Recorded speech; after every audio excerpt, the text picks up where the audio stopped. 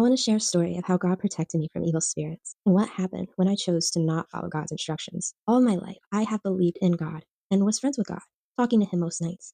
However, even though I knew God, growing up I lived in fear. I felt evil spirits around me most of the time, and because of this, I was afraid to be alone. On top of this, we also would have creepy things happen in our house. You could hear someone opening and shutting cabinets in the kitchen, someone walking up the stairs, doorknobs turning, TVs turning on. All these things would happen, and nobody was there. Creepy, right? Then on top of these things, I had dreams that while I was talking to a family member or friend, their face would turn into a demon. Thankfully, I had a mom who taught me that I could command demons to leave in Jesus' name. It would take all my strength in my dreams to say Jesus, but when I did, I would wake up. These things happened for many years of my life, but my last year of high school, my story began to change. My brother and sister were moving out, and my parents weren't home much.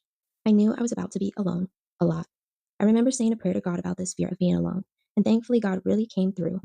Suddenly, the time came when I was alone, and I wasn't afraid.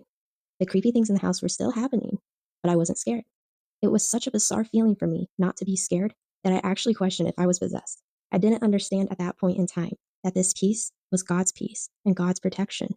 Throughout this year, I had been watching a creepy show every day that was about true stories of families that had haunted houses, and sometimes a member of one of the families would become possessed by a demon. Through watching these true events, I learned that demons can take different forms, such as pretending to be a kid or a lost loved one, and can appear to certain people at times.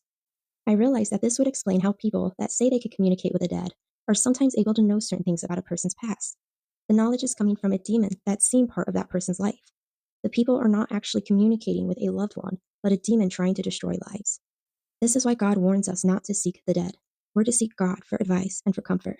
And even though I learned something from the show, God had begun to show me how watching evil was inviting evil spirits into my life.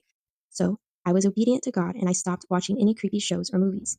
Until one day, a friend changed plans on me and decided to go to a scary movie. I felt left out and I wanted to be with friends. So even though I knew God didn't want me to go, I went. I remember after the movie, walking into the parking lot, and it was as if all the fear God had protected me from that year was released on me in a moment. I spent the rest of the night clinging to my mom's side. It took months before I no longer had fear all the time, and years of turning to God in other areas of my life before the demon dreams stopped. By going into that movie, I chose to disobey God, and the consequences of turning away from God's instructions meant losing some of God's blessings. I had lost some of God's protection and peace that He had given me, and it took a while to get it back.